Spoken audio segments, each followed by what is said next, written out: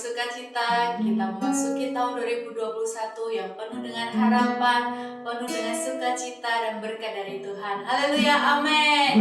Mari kita berdoa. Bapa kami yang di surga, kami ucap syukur Tuhan untuk hari ini. Kami bisa beribadah, kami bisa memuji Engkau, menyembah Engkau, itu semua karena anugerah-Mu Tuhan. Tuhan, kami mengucap syukur untuk penyertaan-Mu dalam hidup kami. Kami mengucap syukur untuk kebaikan-Mu yang tidak pernah habis-habisnya mengalir dalam kehidupan kami. Terima kasih Tuhan Yesus, terima kasih Tuhan. Kami menyembah Engkau, kami memberikan ucapan syukur yang terbaik kepada Engkau. Di dalam nama Tuhan Yesus kami berdoa dan mengucap syukur. Haleluya, sama-sama katakan amin.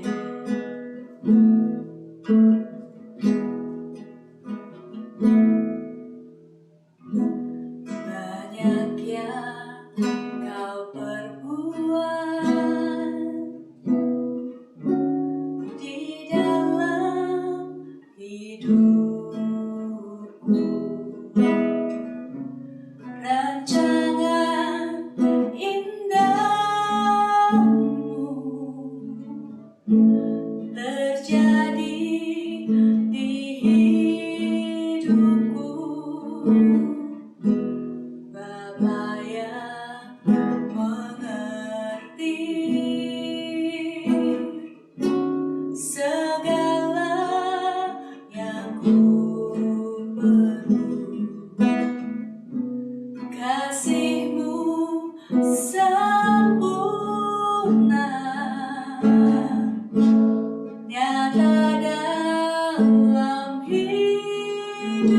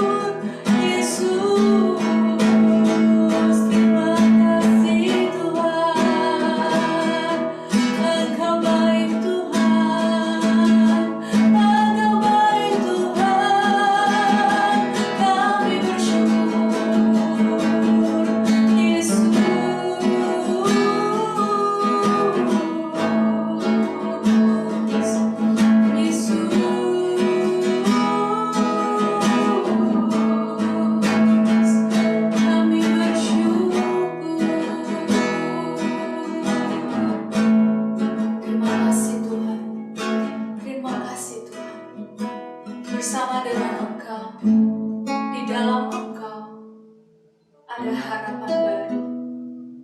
Di dalam Engkau ada perlindungan. Di dalam Engkau Tuhan ada penyertaan di sepanjang hidup kami. Terima kasih Tuhan. Kami bersyukur kami memiliki Engkau Tuhan. Terima kasih Tuhan.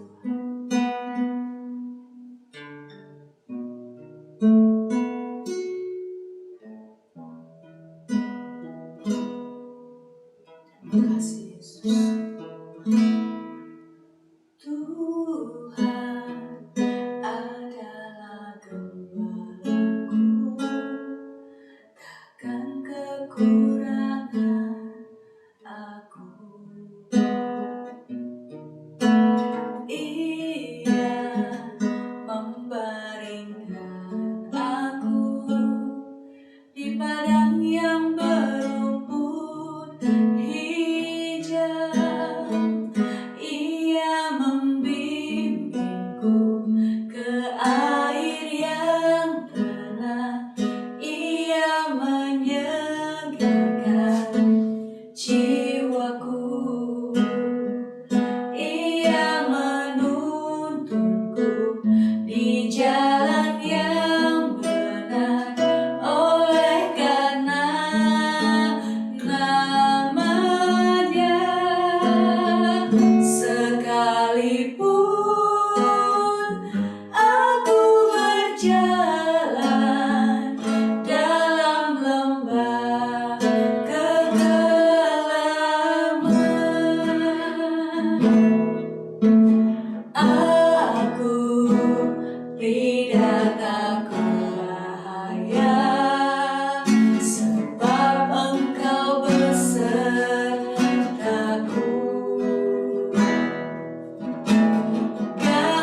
Gadamu dan tongkatmu, itulah yang menghibur aku.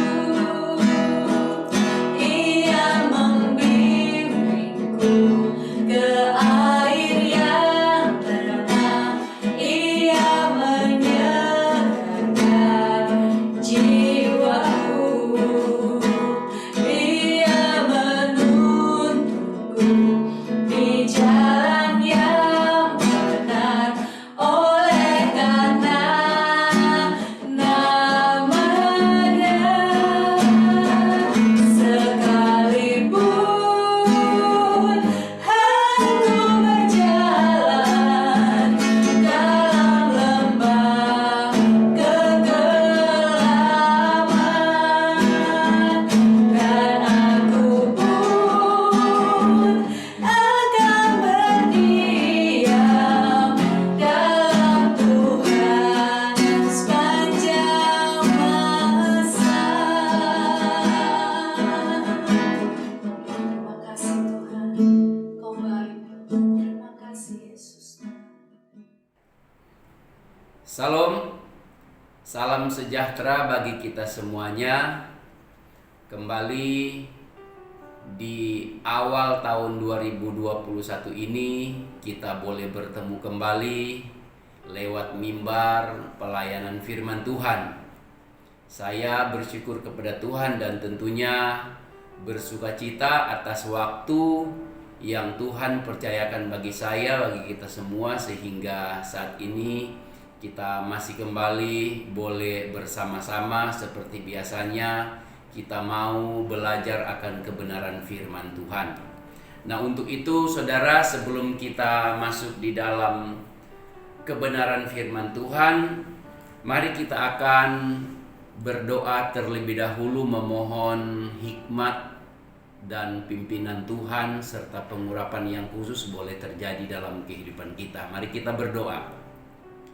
Bapa Surgawi, Allah yang Maha Kuasa yang kami sembah, di dalam nama Tuhan Yesus Kristus, kami bersyukur kepadamu kalau saat ini kami boleh bertemu, boleh berada, memasuki tahun 2021, semua karena anugerah-Mu, semua karena rencana-Mu. Maka dari itu Tuhan, kami tetap berserah kepada Engkau untuk Engkau mempersiapkan kami, untuk Engkau dapat memakai kami menjadi pribadi-pribadi yang dapat memuliakan Engkau selama kami ada di muka bumi ini. Kesempatan saat ini Tuhan, kami mau belajar akan kebenaran-kebenaran dari firman yang akan dibacakan, yang ingin disampaikan kepada kami semua. Engkau berikan kami hikmat, berikan kami pengurapan yang khusus, supaya apa yang Engkau sampaikan dari isi hatimu lewat hamba-Mu saat ini, kami boleh mengerti serta dikuatkan oleh Roh Kudus dapat melakukannya bagi kemuliaan nama-Mu. Di dalam nama Tuhan Yesus Kristus sumber hikmat, kami berdoa dan bersyukur. Haleluya. Amin. Nah, saudaraku yang kekasih, pada saat ini kita sebelum mendengarkan firman Tuhan, tentunya saya ingin menyampaikan satu pesan dan salam bagi kita, karena kita sudah memasuki di tahun yang baru.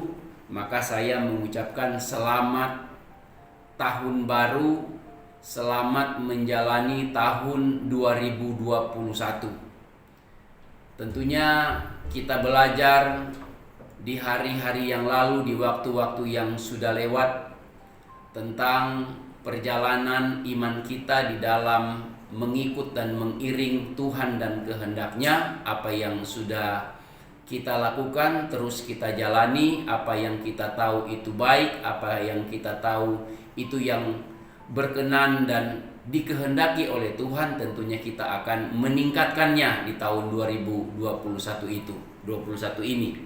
Nah, untuk itu saudara, mari kita akan segera melihat. Pada saat ini saya ingin menyampaikan satu hal kepada kita lewat penyampaian firman Tuhan itu melalui satu tema tentang kewaspadaan seorang pelayan Tuhan.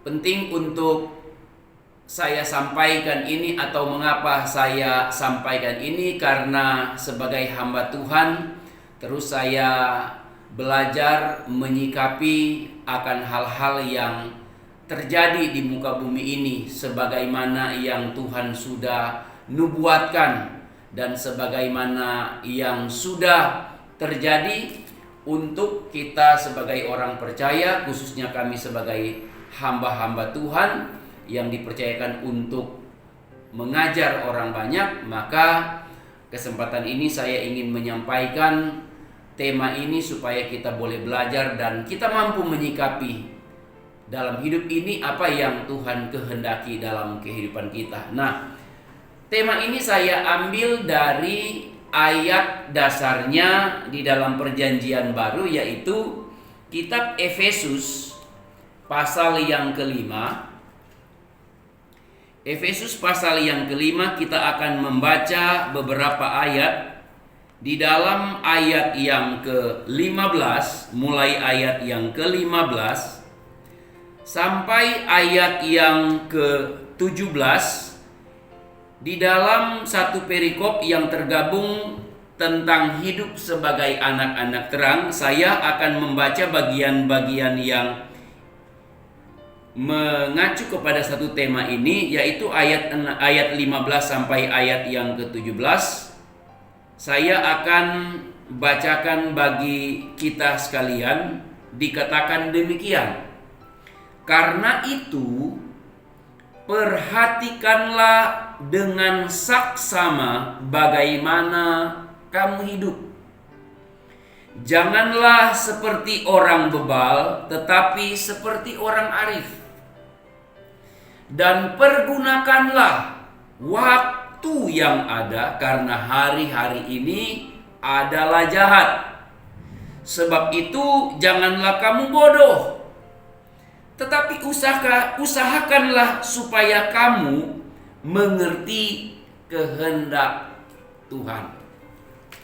Nah, seperti yang saya sudah katakan tadi, saudara, ini yang menjadi ayat dasar yang akan kita bicarakan dari satu tema mengenai kewaspadaan atau sikap waspada dari seorang hamba Tuhan atau seorang pelayan Tuhan.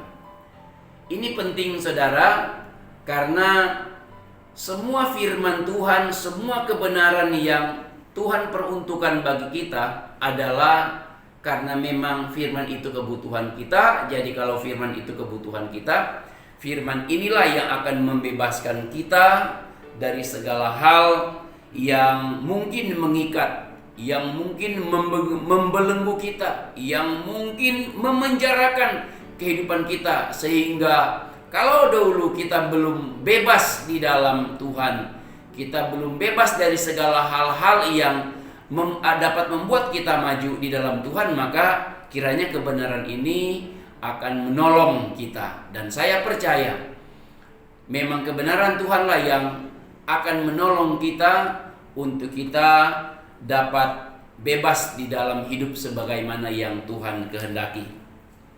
Nah, apa pesan daripada ayat-ayat yang kita baca ini? Saya ingin menyampaikan 3 hal dari tema ini, yaitu kalau di dalam ayat 15 dikatakan, saya baca sekali lagi, dikatakan, karena itu perhatikanlah dengan saksama bagaimana kamu hidup. Saudaraku yang kekasih, sebagai seorang pelayan Tuhan ada hal yang harus kita punya, yang harus kita miliki di dalam kewaspadaan. Salah satunya kewaspadaan itu adalah kita harus bisa memperhatikan hidup kita sendiri. Ini bukan bicara tentang keegoisan, ini bukan bicara tentang ego manusia, bukan. Ini bicara tentang sikap yang harus kita punya sebagai seorang hamba Tuhan, seorang pelayan Tuhan. Dia secara umum kita sebagai orang-orang percaya, sebagai anak-anak Tuhan yang sudah ditebus oleh Tuhan, kita adalah milik Tuhan. Nah, sikap ini penting, yaitu kita harus memperhatikan hidup kita. Bahkan di sini dikatakan harus dengan saksama. Kata saksama ini sama artinya dengan harus sebaik mungkin, harus seteliti mungkin. Bagaimana kita perhatikan di hidup kita, supaya dengan apa yang kita temukan di dalam hidup ini, jika hidup kita yang dahulu belum berkenan kepada Tuhan, ada yang belum sesuai dengan kehendak Tuhan, maka tentunya ketika kita menemukan itu, kita akan memposisikan atau kita akan berusaha supaya ke depan atau selanjutnya di tahun 2021 ini, selama tahun-tahun kita ada di muka bumi ini, Tuhan izinkan kita akan berusaha untuk hidup sebagaimana yang Tuhan mau. Karena hidup kita di dalam Tuhan bukan statis, bukan tetap, tetapi harus mengalami suatu peningkatan dari hari ke hari, satu perubahan dari baik kepada keadaan yang lebih baik dari hari ke hari. Itu yang Tuhan mau. Nah, apa yang sudah terjadi di dalam kehidupan kita hari-hari ini atau di hari-hari yang lalu sampai saat ini, mari ke depan kita lebih baik. Dan di sini di ayat 15 katakan, janganlah kamu menjadi seperti orang bebal. Nah, di dalam ayat Alkitab, khusus kitab Amsal, saya memberikan dua saja saat ini mengenai kehidupan orang bebal. Apa yang ada di dalam kehidupan orang bebal? Kalau kita baca di dalam kitab Amsal pasal yang ke-26 ayat yang ke-11, ada satu sikap hidup daripada orang bebal itu yaitu dia suka kembali kepada kesalahan yang sama. Karena di dalam kitab Amsal pasal yang ke-11 dikatakan, seperti anjing kembali ke muntahnya, demikianlah orang bebal yang mengulangi kebodohannya. Nah, makanya gak heran kalau di bagian ini Rasul Paulus kepada jemaat Tuhan atau orang percaya yang ada di Efesus, dia menasihati supaya sebagai Orang percaya mereka sudah memiliki menyandang predikat anak-anak Tuhan, anak-anak terang. Mereka mendapat karunia di dalam pelayanan sehingga mereka disebut pelayan-pelayan Tuhan. Maka Rasul Paulus katakan, perhatikanlah dengan seksama bagaimana kamu hidup. Jangan seperti orang bebal. Selalu jatuh di dalam kesalahan yang sama. Saudara yang kekasih, kita harus bisa menilai hidup kita. Kalau dari ke hari kita tetap jatuh di dalam kesalahan yang sama, berarti satu kesimpulannya, kita belum mengalami peningkatan dalam perjalanan iman kita. Kita belum mengalami peningkatan dalam keadaan baik sebagaimana yang Tuhan mau untuk terjadi di dalam kehidupan kita. Karena kita mengulangi kesalahan yang sama. Kalau tahun-tahun yang lalu kekurangannya di dalam hidup bermasyarakat, katakanlah dia suka bohong, dia suka mabuk, dia suka mencuri, maka dengan bergantinya hari, bergantinya minggu, bergantinya bulan, datang kepada bergantinya tahun, mengulangi kesalahan yang sama, itu tandanya dia belum mengalami peningkatan kepada keadaan yang lebih baik seperti yang Tuhan mau. Itu sebabnya Rasul Paulus mengatakan kepada orang percaya jemaat Tuhan yang ada di Efesus, perhatikan dengan seksama, jangan seperti orang bebal hidupmu. Ada lagi di dalam Amsal yang pasal yang ke-28 ayat yang ke-26, saya baca bagi saudara. Di sana dikatakan begini, ini kekurangan orang bebal, ini ada di dalam hidup orang bebal. Nah, jangan itu jadi pada kita. Dikatakan, siapa percaya kepada hatinya sendiri adalah orang bebal. Nah, itu saja bagian ayat yang kita baca. Sudah cukup memberikan kita pengertian saat ini bahwa ternyata orang bebal suka percaya, terlampau percaya, dan begitu percaya kepada hatinya sendiri. Ingat saudara, berulang kali saya menyampaikan dalam pengajaran akan banyak kebenaran yang menyangkut hati kita sebagai orang percaya. Kita jangan hidup berdasarkan atau berlandaskan kepada hati lama kita. Istilah hati daging kita. Hati daging kita itu tidak dapat menyenangkan Tuhan. Hati lama kita, hati manusia lama kita tidak dapat menyenangkan Tuhan. Makanya tidak heran kalau di dalam kitab Yeskel pasal 36 ayat 26 ayat 27, di sana firman Tuhan katakan, aku akan memberikan. Itu nubuatan melalui Yeskel. Aku akan memberikan, berarti akan ada masa. Dan mungkin saudara mendengar kesempatan ini, saya menyampaikan firman Tuhan atau berkhotbah ini, saudara bertanya, apa itu sudah terjadi? Yang Tuhan janjikan, yang dinubuatkan oleh Yeskel. Saya boleh berkata dan saya menegaskan sudah terjadi. Kalau mungkin engkau sudah dengar ini bahwa sudah terjadi, engkau belum mengalaminya, saya boleh berkata begini untuk engkau. Sadar engkau tahu engkau sudah mengalami atau belum, engkau belajar kepada Tuhan melalui firman-Nya dan bergantung kepada pimpinan Roh Kudus. Kalau engkau sudah jadi orang percaya. Karena banyak orang yang percaya kepada Tuhan belum sadar dia sudah punya hati baru. Ingat, orang mau percaya kepada Tuhan itu harus punya hati baru. Dan kalau orang punya hati baru, itu bukan pilihan kita manusia yang berdosa tadinya. Orang kalau punya hati baru, ingat baik-baik, itu anugerah Tuhan. Bagaimana Tuhan menganugerahkan hati baru? Kalau dia percaya kepada firman yang disampaikan kepada kita, dimanapun, dalam kondisi apapun, bahkan oleh siapapun yang menyampaikan. Kalau kita percaya kepada firman yang disampaikan bahwa Tuhan akan memberikan kepada kita hati yang baru, maka kita akan memperoleh.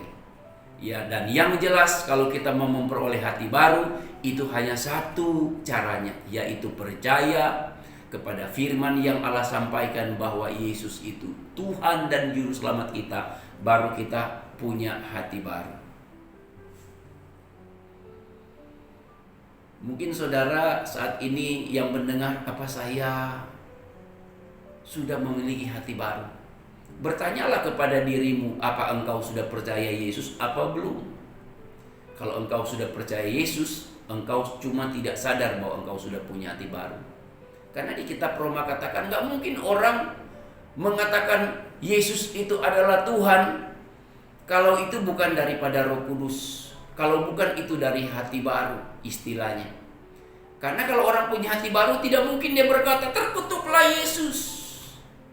Nah, saudara, itu sebabnya kita kembali jangan seperti orang bebal. Percaya kepada hati sendiri, harus punya hati baru. Karena orang bebal dia belum diperbaharui, saudara yang kekasih. Itu tandanya dia belum diperbaharui. Atau saudara yang kekasih, ada hal yang kedua, kesimpulan daripada orang bebal yang sering saya ajarkan. Orang bebal adalah orang yang bukan tidak memiliki pengetahuan yang baik, atau belum pernah mendengar firman Tuhan, atau dia tidak tahu firman Tuhan. Bukan itu, dia sudah sering kali dengar firman Tuhan. Orang bebal ada kalanya sudah sering diajarkan firman Tuhan, namun dia tetap mengikuti hatinya sendiri. Itu sebabnya dikatakan bebal. Beberapa malam yang lalu saya menasihati seseorang. Saya katakan, kamu harus bisa bedakan mana bodoh, mana bebal. Kalau orang bodoh, dia itu tidak memiliki pengetahuan, namanya aja bodoh. Tapi orang bebal bukan tidak punya pengetahuan. Orang bebal punya pengetahuan tapi tidak mau melakukan apa yang dia tahu bahwa itu yang baik, bahwa itu yang benar. Itu orang bebal. Makanya Tuhan itu sangat menentang orang bebal. Tidak dikatakan Tuhan menentang orang bodoh. Orang bodoh itu diajar, dia bisa pintar, dia bisa punya pengetahuan, dan dia diinginkan untuk melakukan pengetahuan itu. Itu maunya Tuhan. Untuk orang-orang yang belum punya pengetahuan dikatakan bodoh. Tapi orang bebal, hati-hati, dia punya pengetahuan tapi tidak mau melakukan sesuai dengan pengetahuan yang ada di dalamnya. Makanya saya mau katakan, ingatkan, hati-hati. Perhatikan hidup kita. Jangan-jangan kita ini orang bebal. Bukti orang yang bebal di dunia sekuler itu banyak, saudara. Contoh, apa kurang orang pintar di dunia ini yang membuat obat-obat terlarang itu dipakai dengan bebas di dunia luar, yang harusnya itu cuma pertama digunakan oleh pihak medis untuk mengobati orang sakit pada tahap-tahap tertentu, tetapi digunakan akhirnya dengan bebas, diproduksi dengan luar biasa, sehingga diperjual bebas dan ini mencelakakan banyak orang. Itu orang pintar, punya pengetahuan, tapi karena tidak mau menjalankan kebaikan dari pengetahuan itu, maka dia disebut, kategorinya dia menjadi orang bebal. Nah, inilah saudara, kita harus perhatikan hidup kita. Untuk itu sebagai hamba Tuhan kita harus punya sikap waspada ini. Perhatikan hidup kita.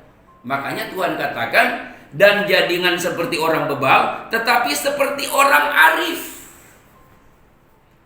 Yang Tuhan mau kita tidak seperti orang bebal, cuma punya pengetahuan tapi tidak mau menjalankan pengetahuan baik yang kita punya. Apalagi pengetahuan jahat yang ia punya, udah pasti dia jalankan. Yang baik dia tidak suka. Orang kalau sudah tidak suka yang baik, pasti ke yang jahat. Cuma ada dua, saudara. Tidak mungkin dia ada di tengah-tengah.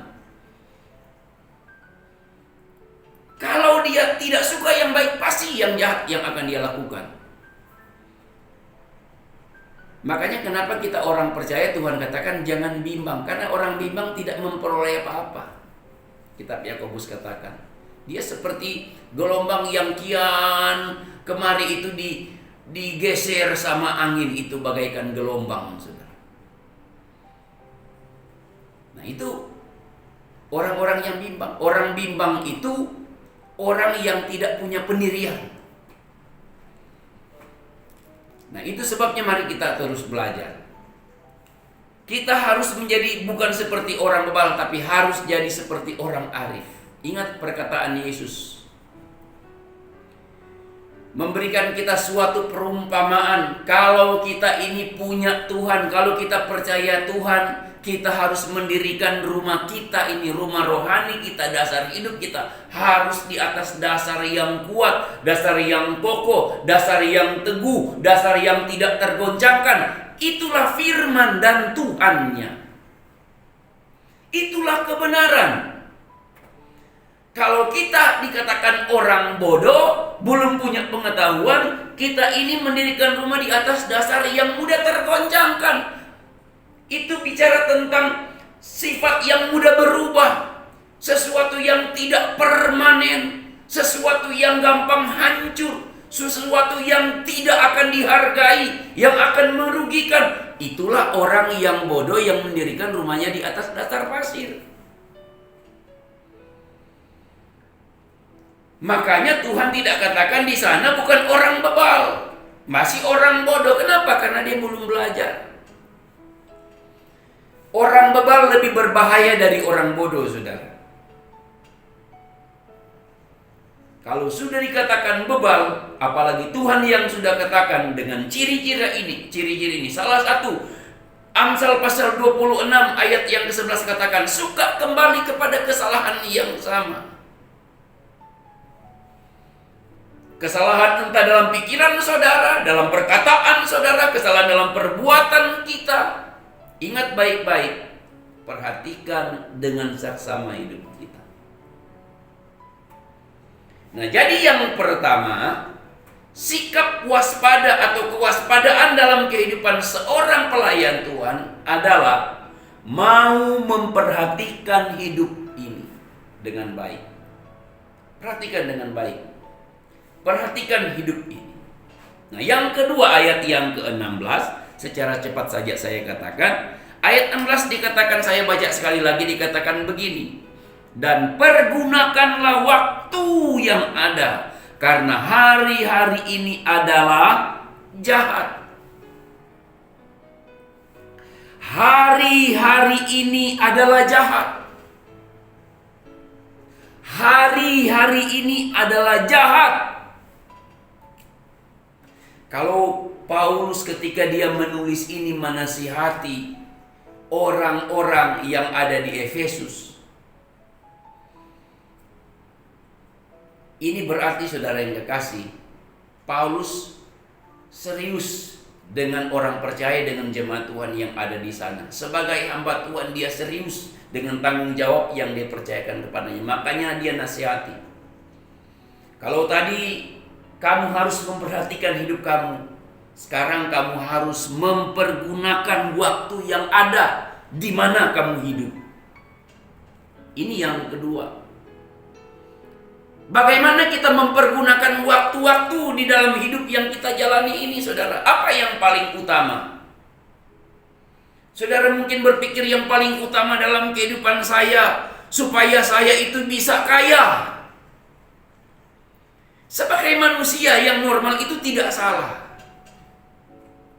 Kalau saudara berkata, ya yang penting saya sehat, itu juga tidak salah. Kalau saudara berkata, yang penting saya dengan yang lain-lain akur-akur saja, aman-aman saja, tidak salah. Siapa yang bilang salah? Tuhan juga mau seperti itu. Tapi ada yang lebih prioritas, yang lebih utama. Saudara harus pergunakan waktu ini. Apa, saudara? Ini kita perlu jawabnya.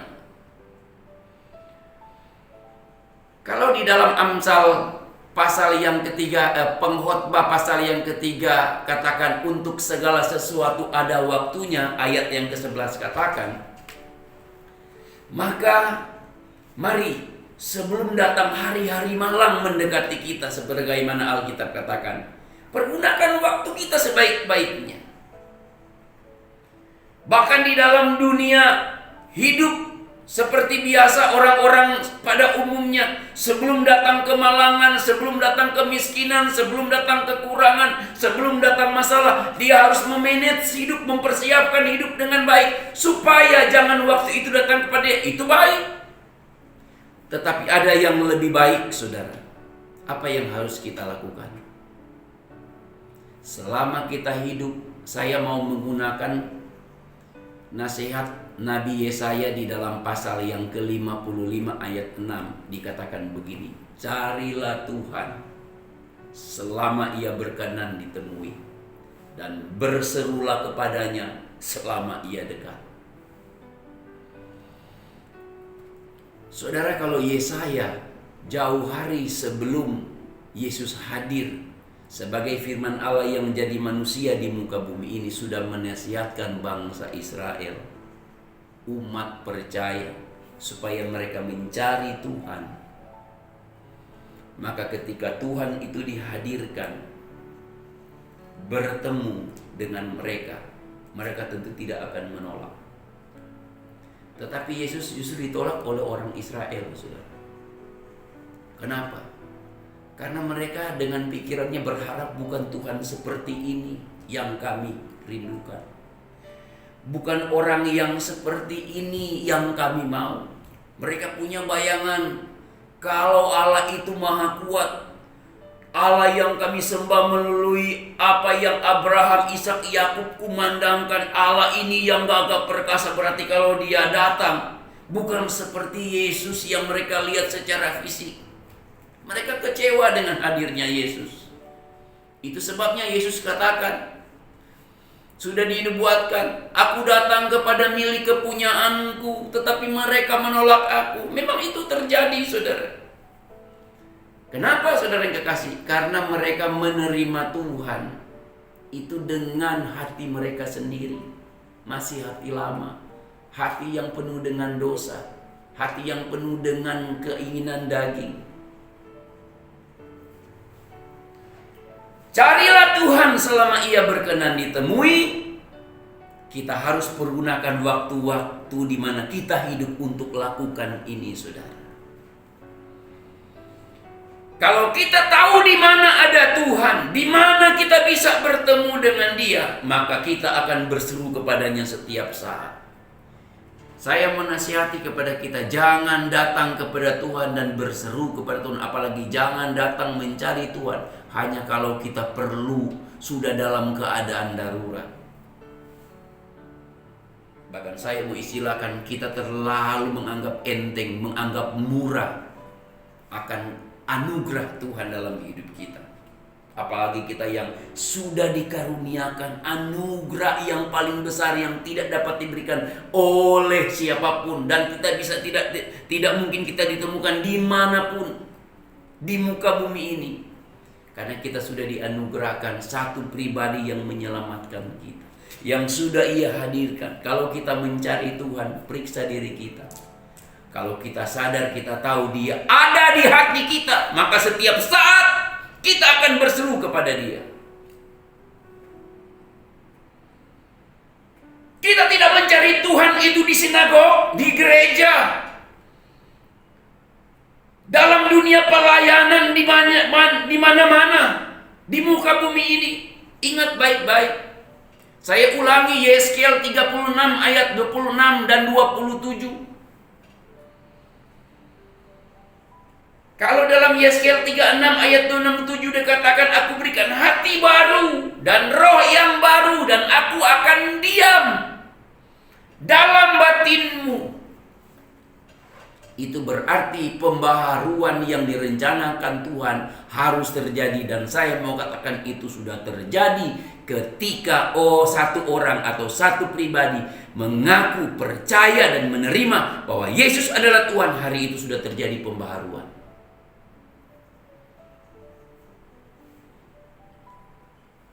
Makanya selalu saya katakan, kita harus punya kebenaran firman Tuhan. Gereja-gereja juga yang mendengar ini, kalau sampai ke tangan kalian akan akan warta ini, akan pemberitaan ini, ingat baik-baik. Jangan terlalu juga dengan doktrin menyulitkan orang untuk memahami tentang keselamatan yang Tuhan anugerahkan. Keselamatan itu simple sekali, saudara. Simple, sangat simple. Karena keselamatan itu bukan perbuatan manusia. Tuhan menggampangkan, tapi jangan anggap terlalu gampangan anugerah Tuhan. Itu yang salah. Kenapa saya katakan keselamatan itu sangat gampang? Karena Injil Yohanes 1 ayat yang ke-12 katakan, dan setiap orang yang menerimanya dikasih kuasa menjadi anak-anak Allah. Saat itu terjadi kelahiran baru. Saat itu ada ciptaan baru.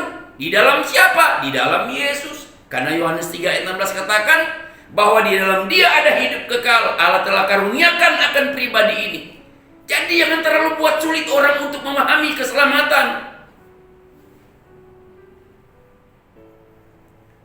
Saya juga berkata tidak ada hukum yang bisa menentang kebenaran ini. Sangat simpel orang untuk selamat. Tapi yang paling susah adalah, saya katakan, kenapa saya katakan ada paling susah di dalam keselamatan? Apa itu? Menjalankan keselamatan yang Tuhan sudah anugerahkan. Jika kita pakai kekuatan kita, pakai cara kita, pakai maunya kita, pakai cara-cara manusia, itu susah, saudara. Karena kenapa? Manusia sifat dasarnya, kalau mengikuti temperamen dasar manusia, sifat dasar manusia, itu tidak mau susah. Waktu engkau diselamatkan, ingat kemah lamamu, tubuhmu masih daging. Di sana sarangnya dosa. Nah, susahnya di wilayah ini, daging kita seringkali berontak. Sama seperti orang Israel. Sudah dipanggil keluar dari Mesir, tapi begitu mau menyeberang Laut Kosum, begitu berada di padang gurun, mulai keluar persungutan. Saudara baca mulai ayat pasal 14, 15, 16, 17. Sungut-sungut mulai terjadi. Gak ada air bersungut, gak ada roti bersungut. Lihat berperang dengan musuh yang banyak bersungut. Mereka tidak mampu melihat Tuhan. Tapi syukur di sana ada Musa dan Harun yang mampu dipakai Tuhan menjadi perantara Tuhan, menjadi imam antara bangsa Israel dan Tuhan sendiri sebagai Allah yang Maha Kuasa. Apa yang Tuhan firmankan disampaikan kepada bangsa Israel. Tapi kita melihat bahwa buktinya dari kurang lebih jutaan, 2 juta orang, 2 jutaan orang yang keluar dari Mesir, hanya 2 yang lolos sampai masuk tanah Kanaan. Selebihnya berapa orang yang masuk tanah Kanaan? Dari sekian banyak yang masuk tanah Kanaan, bukan orang yang lahir di Mesir, tapi orang yang lahir di padang gurun, saudara. Hanya Yosua dan Kaleb. Karena kenapa? Mereka percaya kepada firman yang Tuhan sampaikan. Firman yang Tuhan sampaikan itu yang mengubah pertama, yang Dia mampu mengubah hati kita. Baru pikiran kita, baru perbuatan kita. Firman Tuhan pun mampu mengubah kata-kata kita. Jika kita pikiran berubah, kata-kata akan mengikuti, perbuatan akan mengikuti. Jadi perhatikanlah hidupmu, jaga. Jika hari ini engkau belum berubah, ada yang salah dengan engkau. Firman tidak pernah salah, kebenaran tidak pernah salah. Engkau yang salah menyikapi. Maka pergunakanlah hidup ini, pergunakanlah waktu ini, karena hari-hari ini adalah jahat. Beberapa bulan kemarin, sebelum bulan Desember, saya pernah menyampaikan satu khotbah. Saya katakan demikian, sesuai dengan apa yang firman Tuhan, khususnya apa yang dinubuatkan oleh perkataan Yesus dalam Matius pasal 24. Saya berkata bahwa penyakit, bahwa virus yang ada sekarang, jangan kita kira sudah ini paling kuat, paling tinggi. Jangan kira ini yang paling utama. Saya bilang tidak. Masih ada lagi penyakit yang lebih berbahaya yang akan dimunculkan di muka bumi ini. Tapi Tuhan pun menghendaki itu supaya apa? Supaya di dalamnya kita belajar berserah dan berharap hanya pada Tuhan, bukan pada manusia. Penyakit sampar sudah ada dari zaman Alkitab sampai sekarang. Sampai kapan? Yang jelas sampai Tuhan datang. Wah, kalau saya sampaikan seperti ini bisa memperkaya dunia medis. Mungkin Anda berkata begitu. Mungkin dunia medis, orang-orang medis yang berkata seperti ini, mendengar ini, wah, enak sekali nih. Kalau begitu, nggak kekurangan berkat, nggak kekurangan pendapatan nih. Yang saya mau ingatkan di sini, jangan pernah berkata bahwa dunia ini bisa menyelesaikan persoalan. Persoalan yang sebenarnya hanya bisa diselesaikan itu di dalam Tuhan.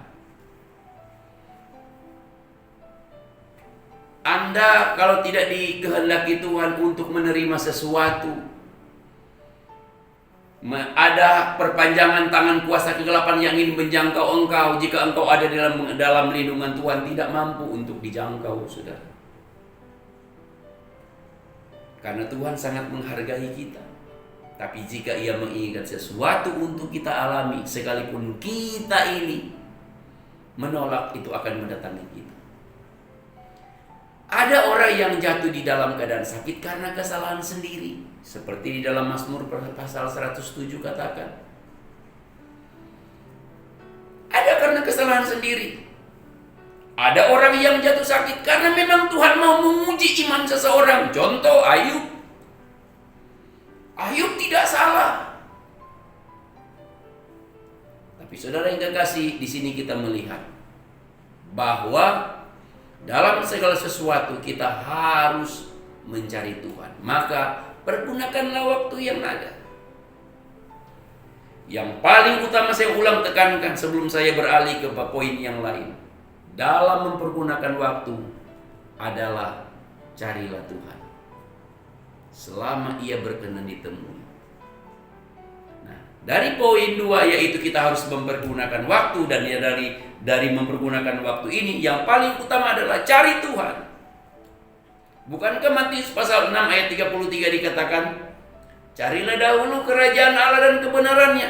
Nah, berapa banyak waktu yang kita pakai untuk mencari dahulu kerajaan Allah dan kebenarannya?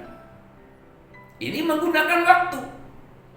Seberapa banyak waktu yang kita gunakan ini kita pakai untuk mencari Tuhan dan kebenarannya dan kerajaannya? Seberapa besar sikap kita terhadap Tuhan dan kehendak serta rencananya, maka hasilnya akan terlihat dalam hidup kita. Bukankah di mana-mana sekarang orang sementara rasa takutnya begitu banyak? Saya mendengar tadi pagi ada seorang hamba Tuhan khotbah masuk rumah sakit hanya karena sakit gigi.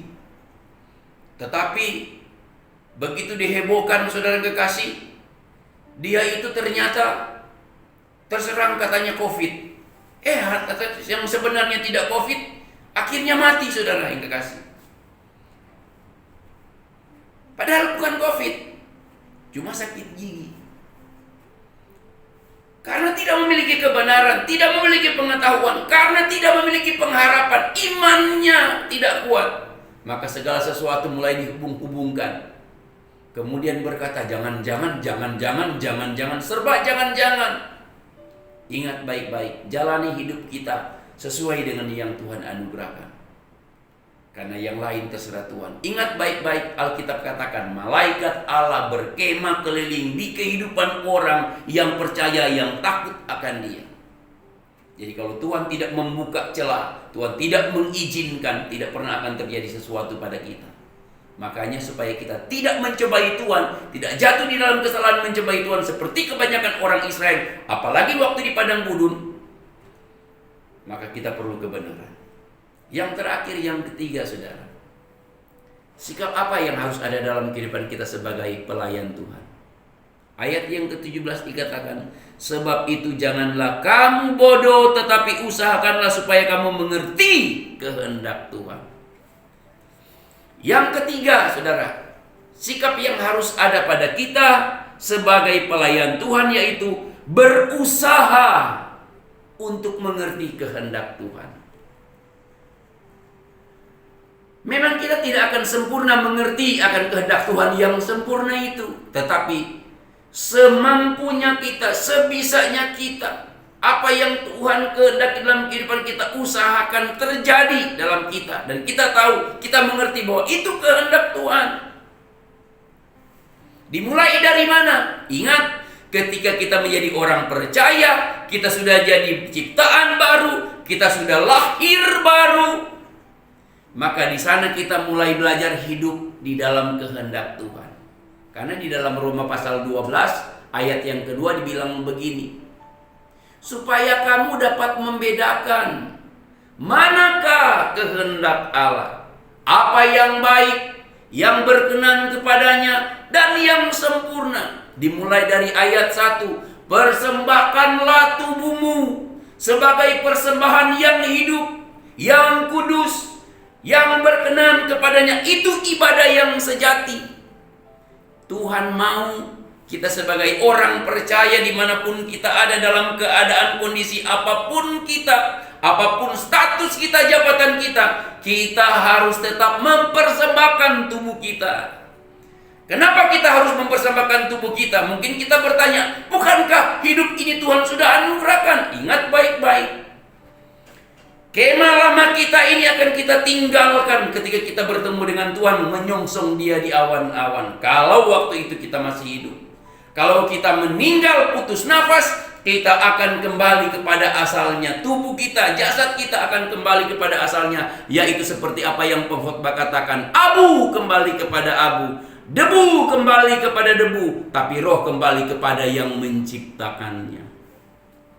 Jadi kalau kita masih tinggal dalam daging ini, ingat baik-baik, apapun sifat daging kita, apapun rangsangan daging kita, kita pasti dapat untuk mengatasinya, dapat mengalahkan, kalau kita berjalan sebagaimana tertulis dalam Roma pasal 8 ayat 14. Setiap orang-orang yang dipimpin oleh Roh Allah adalah anak-anak Allah, maka kitab Galatia katakan harus berjalan dalam pimpinan Roh Allah, supaya kita mampu untuk mengalahkan sifat daging itu, saudara. Nah, jadi yang ketiga ini, mari kita berusaha mengerti kehendak Tuhan. Ada kehendak Tuhan menurut kitab Roma tadi. Ada yang baik, ada yang berkenan kepadanya, ada yang sempurna. Semua itu kehendak Tuhan bagi kita. Kehendak Tuhan yang paling sempurna, yang sempurna bagi kita adalah kita ini hidup dengan berserah hanya kepada Dia, mengandalkan Dia. Tidak lagi melihat kepada kondisi kita sebagai manusia, tidak menginginkan hal-hal yang duniawi, tetapi terpusat kepada surga yang dimana tempat kita. Yesus sudah katakan, aku pergi menyediakan tempat bagimu. Nah, ini 3 hal yang kita bisa dapat pada saat ini dalam kita mempelajari dan mendengar firman Tuhan. Mari kita introspeksi diri kita sebagai orang yang percaya, terlebih sebagai pelayan-pelayan Tuhan. Apakah kita punya sikap seperti ini? Masih banyak sikap yang lain yang Tuhan kehendaki, tetapi dari ketiga sikap ini, mari biar ini bertumbuh dalam kita. Kita harus bisa memperhatikan hidup kita yang Tuhan sudah anugerahkan. Kita harus menggunakan waktu-waktu di mana kita hidup yang Tuhan anugerahkan kepada kita. Selama kita ada di muka bumi ini, berarti kita punya waktu yang Tuhan berikan. Karena kalau kita sudah berangkat dari bumi ini, berarti kita sudah gak punya waktu lagi, saudara. Kita tinggal menanti upah yang menanti kita, upah yang Tuhan sediakan bagi kita. Nah, dan yang ketiga, kita harus berusaha untuk mengerti kehendak Tuhan. Ini penting, saudara. Kiranya dari ketiga hal ini kita miliki, maka kita akan semakin kuat dan dikuatkan, semakin baik dan terus baik untuk melayani Tuhan dimanapun Tuhan kehendaki kita ada. Puji nama Tuhan. Tuhan memberkati kita semua. Untuk itu mari kita berdoa kembali. Bapa Surgawi, Allah yang Maha Kuasa, Firman yang hidup, kami bersyukur kepadamu. Saat ini kami sudah dengar firman. Kami diajar untuk kami mempunyai sikap yang baik sebagai orang percaya, sebagai pelayan-pelayan Engkau dalam setiap bait kudus yang Engkau kehendaki di mana kami ada. Kami harus tetap Tuhan hidup sebagaimana yang Engkau mau. Maka Tuhan, kami bersyukur kepadamu meteraikan firman-Mu ini di hati kami. Dan buatlah kami mengerti dengan pikiran kami akan semua yang Engkau kehendaki bagi kami, serta mampukan kami supaya kami dapat untuk melakukannya. Dengan pertolongan Roh Kudus, kami disanggupkan melakukan sebagaimana yang Engkau mau. Terpuji nama-Mu Bapa di dalam surga. Di dalam nama Tuhan Yesus Kristus, pokok kebenaran kami, sumber hidup kami berdoa dan bersyukur. Haleluya. Amin.